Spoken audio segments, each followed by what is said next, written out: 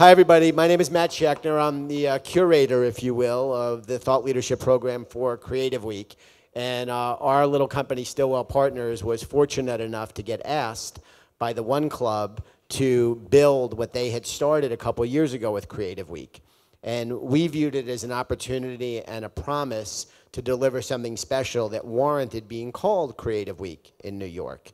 And as such, we looked at other New York-centric industries where the creative well really flows. And one of those is, of course, fashion. So through a good friend of ours, Aaron Reitkoff, who's on stage, I think, tomorrow, we met Quinn Mai and her team. And we were actually meeting about something else.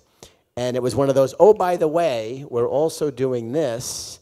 And is this something that you might be interested in working with us on? And little did I know from that little innocent sidebar remark that we would end up with no less than 3 fabulous seminars all built around the world of fashion. So we're thrilled you're here. The bar is open. Our policy at Creative Week is the bar is open all day long, not just at night, like most events. We start at 8:30. So I've already taken a nap today and I had my blood changed. I'm back now. And we hope you have a really terrific time over the course of the next hour or so. And please join us. We'll be here again tomorrow. We're at the Galapagos Art Space in Brooklyn as well. We've got all kinds of great stuff, the website, the app. It's all really good. I won't give you any commercial. Without further ado, our dear friend, Quinn Mai. Thank you, Quinn. So happy hour starts early today, I think, for us. Our first panel of the week is about the intersection between reality TV, fashion, and commerce. And we all know the success of Project Runway and shows like Fashion Star and 24-Hour Catwalk. And we're seeing how retailers and brands are moving into this space really quickly to try to find a way to captivate the audience and move them. So today we have a really amazing panel, actually a conversation that's going to be moderated by Stephanie George.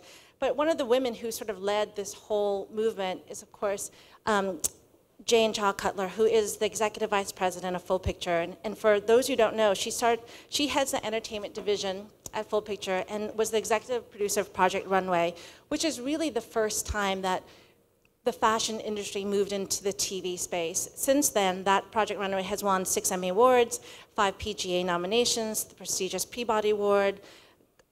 She also has executive produced Models on the Runway, Seriously Funny Kids, as well as Stylista for CW Network and Modelina Fashion Week. On the flip side, we have with us also Derek Blasberg, who is a real Renaissance man. He is a New York Times best-selling author. He is an editor and also most recently joined reality TV on 24-Hour Catwalk.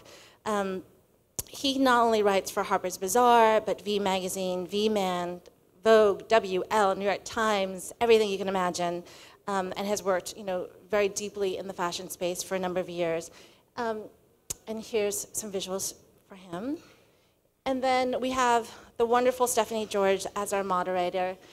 She is the Executive Vice President and CMO of Time Inc. Talk about multitasking. She manages the promotion and the positioning of Time, also oversees marketing, research, and insights for Time Content Studios with media networks, targeted media. So I'm so proud that she made time in her incredibly busy schedule to have this conversation with Derek and Jane. So let's welcome the team.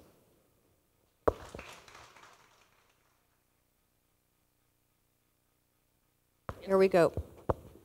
Welcome to my mates here. Come on, mates. By the way, when Matt Schechner calls, everybody listens. He's put on a great, great series of events, which I have participated in the past. So when he called again, I just say, yes, Matt, whatever you want. But especially because I have 2 very accomplished guests with me here today. And I'm thrilled to have them. They have very busy schedules. In fact, Jane is headed to the airport back to LA right after this. Derek stays in New York with me. And he took off his jacket that has a big W on it. I asked him what it stood for, and he said, whatever. Exactly. How's that for a fashion guy for you, right? So let's get into it. Let's mix it up. And we're going to take some questions later, too. So I want you to feel very free about just, give it this panel your your deep thoughts and hit them with some questions when we're through. But before you do, I have some questions, right? And so this whole world that's collided together, celebrities, designers, television, consumers, mass audiences that we have to appeal to. Jane, I'm going to start with you. How complicated? It sounds complicated. And when you started Project Runway, it must have been complicated to begin with. What were some of the mountains you had to climb and the hurdles you had to leap to get a show like this to be so successful? Well, I mean, those were still pretty early days of reality television. I mean, because we're going into our 10th anniversary season this summer. So you think, 10 years ago, it was still not as big a proliferation of reality TV shows as it is today. So it kind of came together almost with, as with a lot of projects, a group of friends. We had done some work for, at the time, Miramax. It says since become Weinstein Company, and they knew we had some good experience and relationships in the fashion and beauty worlds, and Harvey wanted to do a show about fashion. Initially, he wanted to do it about models because everybody kind of thought that designers were boring and that it would just be an hour of people sewing. So we kind of had to figure out, no, that's not what it would be about. It would be about the creative process and really showing the characters of these people. And so we had to kind of do a lot of thinking about it, a lot of writing, a lot of test cases. We spoke to Tim Gunn, who was at the time fashion dean at Parsons, and we kind of asked him some practical questions. And initially, he wasn't really even supposed to be on air that much, but once he became the mentor, everybody, including us and the audience, fell in love with him, and he kind of became the breakout star of the show. Really did, and it was a great takeoff now for so many other fashion types of shows that have gotten liftoff because of Project Runway. But Derek, you've been in the business a long time on the fashion side like me. We worked on similar brands, having spent time at W as president. Derek writes for Harper's Bazaar, has done work for W, as you heard, and many other magazines. You remember the days of Elsa Clinch, right? I'm not that old, but but you do remember hearing about it. I'm familiar with it, yes. Okay. So this all really started 20 years ago. Do you think that that kind of was the humble beginnings of all of this and putting fashion on television? Yeah, I do, and I think what's sort of important when we're talking about looking back at it, and in my own experience, is that not so much in the Elsa Clinch days, but in the early days of Project Runway, there was a real stigma attached to fashion and reality television. Whereas Elsa didn't have that because she was CNN, there was a level of legitimacy and intellect behind it.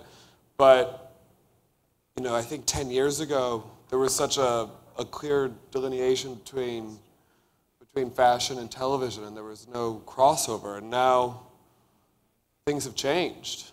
I mean, I think that's a really good point. Like when we were trying to get together the panel for Project Runway, I mean, we really had to beg Michael Kors to do it because we really wanted somebody who had that level of legitimacy. And also it's hard to find somebody who's that articulate and funny and can judge on the fly. Like he's hilarious.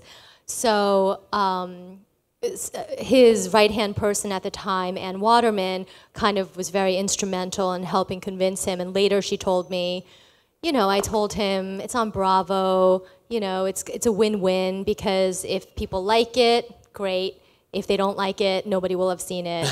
Because that was Bravo in its early days. Like their one hit at the time had been Queer Eye. So she was like, it's no big deal.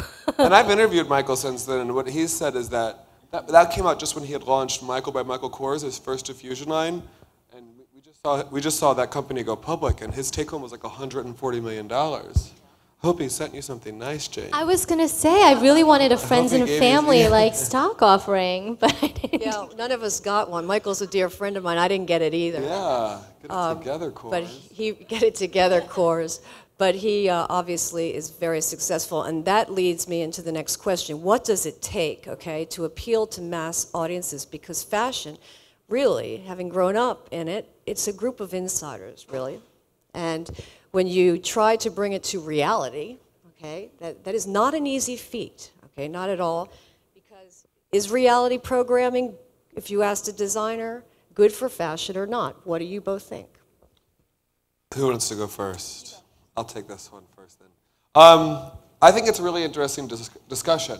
I think a lot of things that sell well in high fashion don't do very well on a very commercial scale, and I think some things that sell very well commercially would never make it in a high fashion arena. Agreed. I mean, the obvious example, the biggest example, no pun intended, is Jessica Simpson, who, you know, she's a $1 billion empire right now, and I don't think that she has a lot of, I mean, I don't know if I should say that, like high fashion legitimacy, but I don't think she gives it. I don't think she minds, because she's taking much of the bank. I don't think she minds either, yeah. I mean, I think it's interesting that you brought up Elsa Clench in the very beginning, because we have tried to, I mean, that was one of my favorite shows. I loved it so much. And we have since tried to, you know, pitch that, I mean, even back to CNN as like a new reincarnated version of that, and to many cable networks. But why won't anyone take that? Because I mean, exactly, I've heard they've been kicking that idea around. But I do think it would be great to have another intellectual fashion show on television, but everyone wants They like won't teenage do trannies it. doing Yeah. I'm not sure CNN is the right place for it. See, that's the reason. Okay, you picked the right place for. You have to know your audience. You picked the right place for Project Runway on Lifetime. Bravo. But and Bravo. Now Lifetime, Now yeah. Bravo. But CNN, there's not a big women's audience. It's still it's a male audience. So you have to know where to find your audience as well. But also the response that we get from cable executives is that that sort of fashion is too highbrow and too niche. So we always have to think, okay, what about this is accessible? You know, what makes it interesting as a story so it's not just fashion, which is just, it's great as an art form, but it's just, the cable executives, you see their eyes glaze over and they're like, no, we don't want to do that. And we have to keep it interesting and move ahead with the times. And what I really respect about both of you as professionals is you take chances, okay? And those chances have worked out for both of you. So let's take the next leap. And we want to learn something here about what's next, okay? Interactive reality TV programming, all right? We want to know more about that. Is that coming? Is that in digital format? Are you going to be able to shop right away and see what you see on Project Runway? Buy it, okay? See what you see on Fashion Star? Buy it, okay? World Store, Burberry, I'm on the board. The show's out. You can buy right off the runway. Where are we going? You have a good idea that may be where we're headed more and more? Well, I mean, I think Fashion Star is an interesting experiment. I actually don't know all their sales figures. I believe, you know, I saw that they had sent out a release after their first episode. They sold out of certain things that I think at H&M that were kind of on the lower price point. But I think a skirt, that double zipper flyaway skirt that they tried to sell on Saks at, I think, a $350 price point didn't sell out. So I think it just depends. But it's a lot of logistics to coordinate to try to get all the retailers, the manufacturers, you know, the online people all together to have it timed for the airing of each episode. That's not an easy task. So I applaud them for having been able to even do that. That's right. That's right. We do that for certain episodes of Project Runway, like, you know, Heidi has done some challenges for her Heidi Klum for New Balance line or Amazon, and we have it ready to go the next day. But, you know, that's one challenge out of 12 episodes, and then we do it with certain sponsors, too. The worst thing you could do, and Derek, I'd like for you to comment on this. I was president of InStyle for over 10 years, and I'd like to say that InStyle prompted reality television. Just a little commercial here for a moment, but you know, we were the first ones to say where you can buy something, what colors it came in, and the price, right? And so having said that, we moved merchandise. But the worst thing you can do is you put something in the pages of the magazine, put something on air, consumer goes into the store and can't buy it. The worst thing you can do. And that's what I think is so interesting about reality television and fashion is that oftentimes the most basic functions of a designer, which are production, on-sale delivery, on-time delivery, are sometimes overlooked by entertainment. So that's an interesting parallel between what makes good TV and what makes a good designer. I mean, we have more flexibility in the digital world. Like, we just launched our YouTube channel about almost 2 weeks ago. called Look TV, and we have a lot more freedom in that to kind of do the, not just the subscribe now, but we're doing something called Shop the Shows, where Dana Weiss says how to get the look from different TV characters on different shows, and then we offer the option to kind of go off-site to buy. I checked it out. It's very, very clever. And I applaud you for doing that. I think it's going to have a lot of success, quite frankly. So tell me about this, spin-offs or any sort of new ideas and vision that you can share. And if you can't, you can say I can't. But that's for you, isn't it? That's all those for you, but it's Project also, Runway, no, we're not done with you. Accessories, All-Stars. Because I would love to hear what you think could come next, okay? So both your opinions count on this one. Mine doesn't, yours does. I think spin-offs obviously are a testament to the success of the original.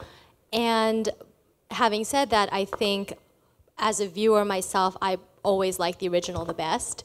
There are certain aspects of the spin-off that I always find fun, and it's interesting to revisit certain characters, but there's something about the freshness of a new cast and a new season and the flagship property that I really enjoy the most.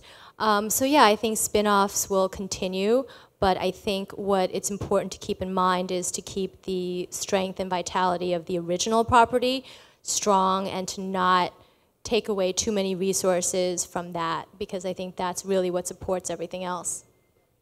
Would you agree? Yes, I agree.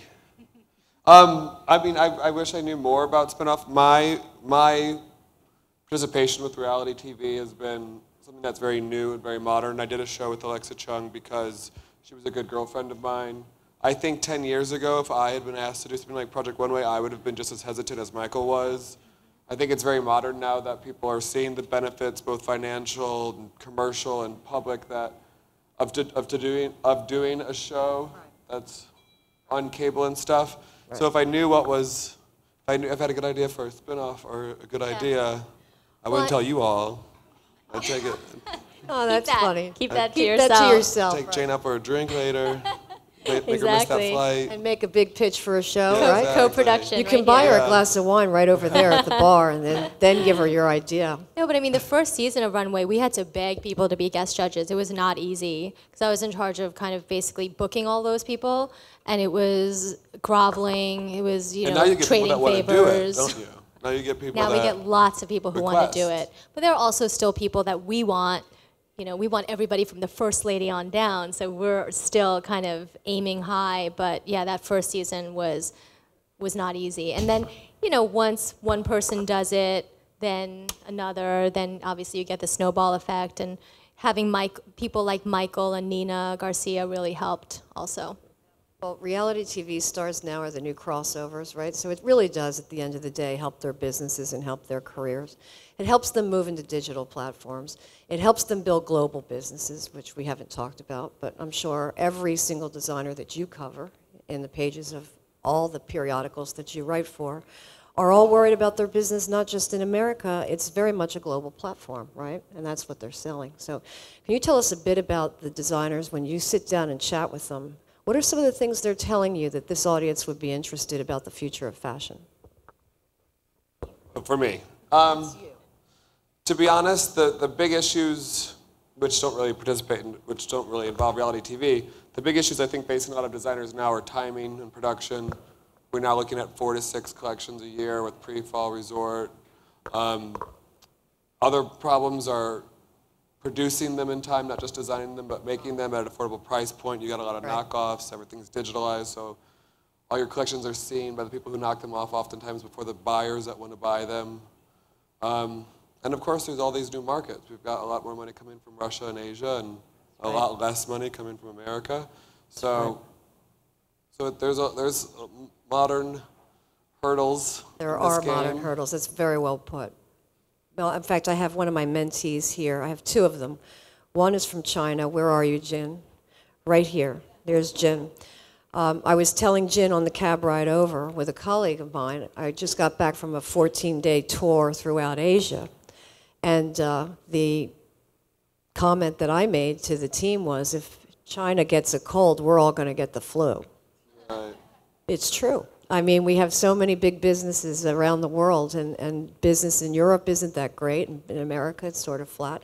So it is an economy that we pay a lot of attention to for more reason than one. We love it. We do a lot of business there. But on the other hand, there's a whole big world out there, too, that we have to pay attention to. So you always have to worry about your fallback position in fashion, right? Or in any business, I think. So that's something that we all know and have to be cognizant of. But anyway, at this point, I like to make this interactive. I'm a former school teacher, so it's all about the students for me. And we have 2 stars up here, and I'm sure that there's questions. I'm a former teacher's pet, so.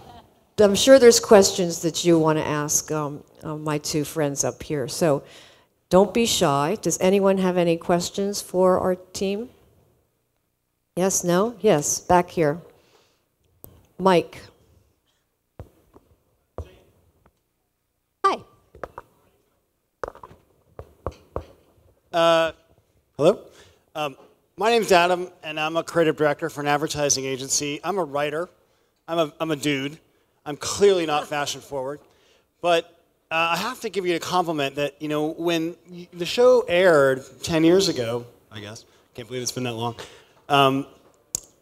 I ended up seeing it and really falling in love with it, even though I think on a sheet of paper I would be the last person that would care about it. But I wanted to tell you that what I fell in love with and what the other dude friends of mine that fell in love with that show are around was that it solved problems. So I don't think any of us, you know, as creatives and as storytellers, as writer, you know, ever thought that, you know, fashion, when they break apart, like what wasn't working, and it was like, oh yeah, like that isn't working, and yeah, like they are telling a story, and how they had to solve a problem within 24 hours, and that was so exciting and sexy and addictive, frankly, that I think it really opened a lot of people's minds to like, wow, even though I'm not in that industry, I'm not, you know, I'm a writer, I'm not, I'm not a fashionista, that I could really appreciate fashion in a way that I didn't think I could before, even though it clearly had no effect on myself. But anyway, so I wanted to take that opportunity that, and like within my own community, within the creative community that isn't fashion, I think there's a love of solving problems that really, really spoke to more people than just are you into fashion, which is what that show I think started out as. So.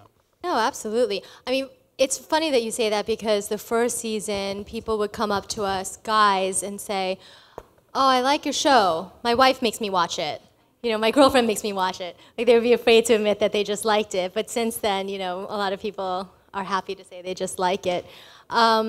You know, it is a lot about problem solving, and that's why we did the first challenge at a grocery store, because we thought, okay, if we can make this work, we can kind of make anything work, because, you know, everybody always thinks about Austin Scarlett's cornhusk dress. Like, when we saw that coming down the runway, we were flabbergasted. It was amazing how somebody with that material made something so beautiful.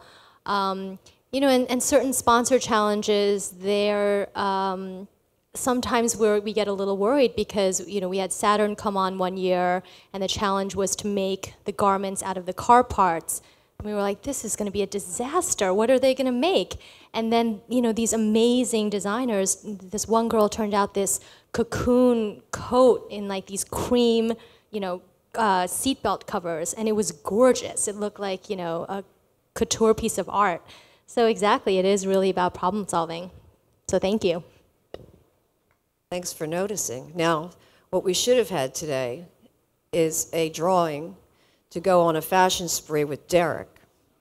And then you could have won. What are you doing later? And he would have gotten you a pair of those shoes, that's for sure. It's the first thing I noticed when he walked in. Loved those shoes. Another question back there. Hi, I'm Sasha. I wanted to know what you guys think reality TV has done for fashion, as far as you say it's like a high, you know, we know fashion is like a highbrow thing. So how has reality TV affected that, and how, you know, what is it going to become? I mean, one thing for me that I think is so interesting about fashion on television is that I grew up in St. Louis, Missouri, and like high fashion to me, hey. Wow, Cardinal fans. Exactly. So fashion for me growing up was like at the mall. It was like Gap and Old Navy. And then I came to New York and I went to college and I stumbled upon this whole other industry. I didn't know what a stylist was. I didn't know what an art director was. I didn't know what craft services was. But I think if I was younger and I was growing up in St. Louis now, you have all these shows like Project Runway or even like Ugly Betty. Remember that? I mean, that show was a little ridiculous. It made fashion magazines look like gay spaceships. But that at least gave a perspective into the fashion industry that I think I didn't have when I was growing up. So when these shows like Project Runway, although although it's not a realistic challenge for a designer to make a dress out of seatbelts, at least shows that there's sketching, that there's sewing, that there's sample making, that there's a show involved. So I think it's opened up a window that I think a lot of young people have gotten really enthusiastic about. I mean, I would have loved to have seen a show like Project Runway. Not that I was not entertained by Elsa Clinch. I'd love for that show to come back. Where are you, Elsa? I know. Me too. But I think that's what's interesting and different from the generation that's behind me. I mean, the applications to Parsons went up by some ridiculous percentage, like 43% in the years since Project Runway has aired. And, you know, we have a lot of young people, you know, write in saying, oh, I want to be a fashion designer. It's like my dream. And now we have a lot of cable executives saying, okay, we have design, we have models, you know, what's next? What else about the fashion world can we feature? Because so many people want to be part of this world, but they just don't know how. Like if they're not technical like a designer, or they're not tall. I got America's Next Top Window Dresser. Okay, good. It was born right here. That's a good one. That's without the wine. You just gave I know. That's CW next season. Gave that one for free, yeah. That's it. But to your point, I think you raise a very good question, though. There is still an element of highbrow fashion, right? Designers that obviously still consider their designs like they're worried about style piracy, they're worried about protecting their designs, et cetera. So that, too, is not going away. Would you agree? I mean, yeah, of course. I mean, you talk to the Karl Lagerfelds of the world. You have, because you've reported on it. But even Karl is doing more insanely mainstream things. He designed some, what do they call it, like the reflective vest for the French construction. True. I mean, like, so there's definitely a high fashion is meeting somewhere in the middle, and reality TV is coming, or they're coming for you. They're coming together. Yep.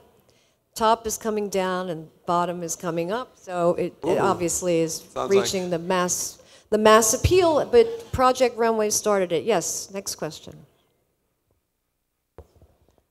Hello, touching on that, I've worked in the fashion industry, I've worked in beauty, I've worked now, most recently, I'm at Condé Nast in publishing, in marketing roles. So touching on this sort of high meets low, how do we sort of remind people that while fast fashion is great, while being able to look at something, like YouTube videos and shop the look, there's so many costs involved in the fashion industry. Manufacturing overseas is expensive, pattern making is expensive, and unfortunately, a lot of designers are, breaking even. Everyone's not going to be the next Alexander Wang, beyond Seraph Pour, for example. How do you sort of remind people that, there's a reason why, this price tag is associated with this garment? The consumer's the judge. Go ahead, Derek. I think that's a good question. And last week I was in Copenhagen for this summit on sustainable fashion, and what their whole thing was is that when there's so many lower price point options, it's sometimes difficult to justify why a white T-shirt can cost $85 at Alexander Wang, but at Target it's $4 from Fruit of the Loom. And the issues they were asking is that if you're buying T-shirts for $4, there's something, it's either mass-produced, there's some issue with it. Things shouldn't be that cheap.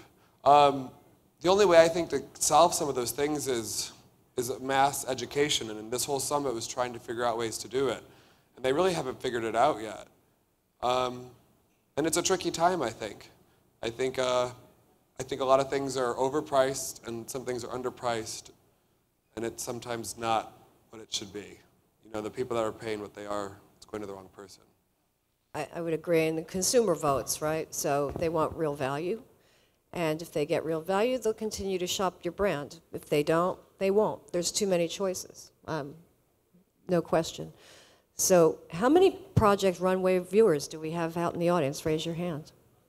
All right, that's a big showing, very big showing. Can someone comment on what you like most or love most about the show? Give Jane some feedback. Who's the first to raise their hand? Anyone?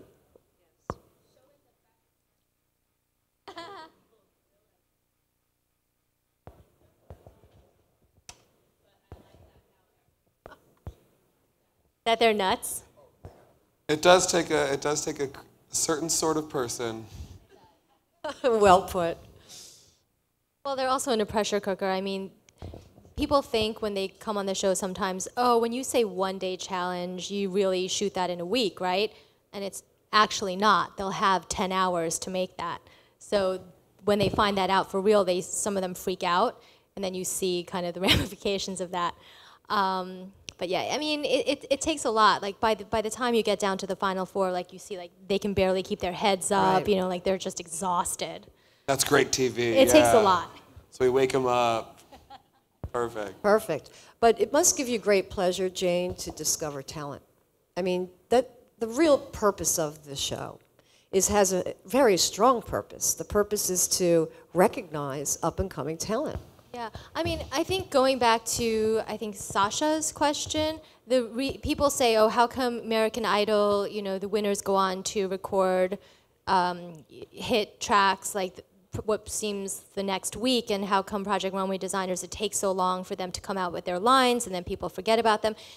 It is because it is so complicated. There are so many costs involved. Yeah, you get $100,000, $150,000 if you win, but you know, to get a line together, to get backing, to get a manufacturer, to get all of that in place is more than that. Than just the caught-ups. An office, a big fashion show in New York, you know, that's 40,000, 60,000. There's no question. Yes. One question. Myself, I'm involved on the music side of things and production and stuff. And what's interesting to me about the whole reality fashion show is that what I find with Project Runway is a platform for creativity. And there are very few shows that really move forth to go inside the creative process, given that sometimes you give them, the contestants, something ridiculous that hard to do. And some of those individuals come up with something that's totally incredible and not expected. But it's also where creativity also meets commerce and entrepreneurship. And what happens is that the average American that sits at home that is so far removed from the possibilities of being involved in anything having to do with show business or fashion at all, they're impacted by something that they see. So as you were speaking about earlier, that all these future upcoming creators of fashion are being inspired by something that never existed before other than watching a movie and they like the fashion of that, and if they wait to see the end of the credits, they see who the person who did the fashion of a movie. But I think that it's actually stimulating creativity in America and globally in a way that TV hasn't done before, because it's one of those shows that takes you right into the process, and the way that it's edited, and it makes it a very comprehensive package in a short amount of time, and it's very incredible. And I think that it'll feed over into other art forms that we'll see that soon on television. So I applaud the efforts that you guys are doing, and what's to come is exciting. Very well. The good comments. What he was saying is Project Runway has runway. Has what? Has runway. I think that we show both the ups and downs of creativity, both the frustrations and kind of the feeling of triumph when it does work out in the end. And then the people that Derek features are kind of the ones who have gone through that process multiple times and really reached that pinnacle, which you see when you see these designers where oftentimes at the very beginning of their careers, the enormity of what it takes to get to the Karl Lagerfeld level or whatever. It's pretty amazing. It gives people courage that they can do it. Question? Hi, my name is Renithia. I actually work in nonprofits, so I'm speaking specifically as a consumer, but love Project Runway. Would like to know a little bit more about reinvention. So there are some spin-offs that may not have necessarily been from you guys, so we know Project Accessory, but there are other shows that exist because you guys and America's Next Top Model existed. So how do you begin to reinvent yourself such that you are able to compete with those shows and still be relevant for different brands and clients? Well, I mean, we have our formula, and like, I think that at the end of the day, what people care about are stories. So for me, the most important part of the process in the beginning is casting, to find people with interesting stories, interesting ways of articulating those stories, not just people with the technical skills to sew and sketch. So I think that I don't watch a lot of the other fashion reality shows that closely. Of course, you know, I'll watch an episode or two just to get the landscape. But for us, I think we just kind of keep our heads down and do what we do. For our 10th anniversary, like, we have a lot of twists and turns planned, kind of little winks to the past for fans of the show, things like that. And that's what we always try to do. When we went from the 60 to 90-minute format on Lifetime, you know, that was a whole new way of thinking about the show too. Like, what do we add in those 30 minutes that keeps it compelling, keeps it interesting, and shows a little bit more of the judging. We added that lounge where you see the designers kind of talking to each other while the judges are talking about them, things like that, so that we're always trying to add new elements in. Yes. We have time for just a couple more. We don't want Jane to miss her flight. So we have like 5-10 minutes or so. Hi, I'm Quinn, and I'm working in PR. Do you struggle with cutting out some of the creative process or the construction process in any fashion reality show to show more of the drama between the contestants, the bickering in the workroom or back at their apartment? Do you struggle with that, or? It's always a balance in every episode. I think it really depends on what organically happens between the cast. And also, you don't really know, you know, with those 16 people, what's going to happen until you actually get them to New York and put them in the same room. Sometimes when we're casting, we think, oh, this person is going to fill that role because they behave like that with us one-on-one. Then you put them in a room with 16 people and they behave completely differently. So you just don't know what you're going to get. And sometimes, especially with team challenges, a lot of claws come out and things, you know, when people are kind of working solo, you have one thing, but then when they feel like their fate is dependent on, you know, 4 or 5 other people, that's when the real drama happens. And we do show that because that is part of the real process of what we do, and, you know, the process of the work world. I mean, we all know what it's like to work in teams and maybe not always love every single member of the team. That happens. Very well. I know that very well. That definitely does happen. Next question. Thank you. Can you talk a little bit more about brand integration into the show and how you keep it believable and authentic? And do you get things crammed down to you that you might not necessarily want to write into the show? So the discussions with the sponsors happens, you know, starting now. Like, we've already gotten pretty much way into it with our sponsors for the next 2 seasons. And I would say I can count on one hand the number of instances where we felt like the creative was kind of crammed down our throats a little bit. Usually what can happen is we'll come to a good agreement. Like, okay, you guys, they're not going to want to see a dress made all out of blah. So let's think about how we can make it a little bit more interesting, because it's really about the process. And we tell them, people get pissed if the episode is boring because the creative is not good. So it won't serve your brand in the end. So we kind of start the discussions really early, usually have a lot of back and forth, and usually come to a pretty good place by the time we begin shooting. But our sponsors have been great for the most part, like really, really wonderful. L'Oreal, I mean, HP, we've done the Make Your Own Fabric Print Challenge. This will be our 3rd year in a row, putting a different twist on it. And, you know, they're really happy with that. Yeah, I'd like to take that same very good question and pose it to Derek. When you're doing stories, you're sitting with designers and you're working on a creative piece, don't you strive for the same thing, right?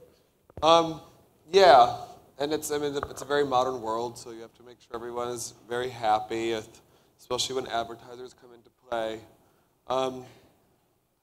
It's interesting now, the advertisers call, I don't mean that just in editorial and just in fashion, but also in television. Those who have the money call the shots, so.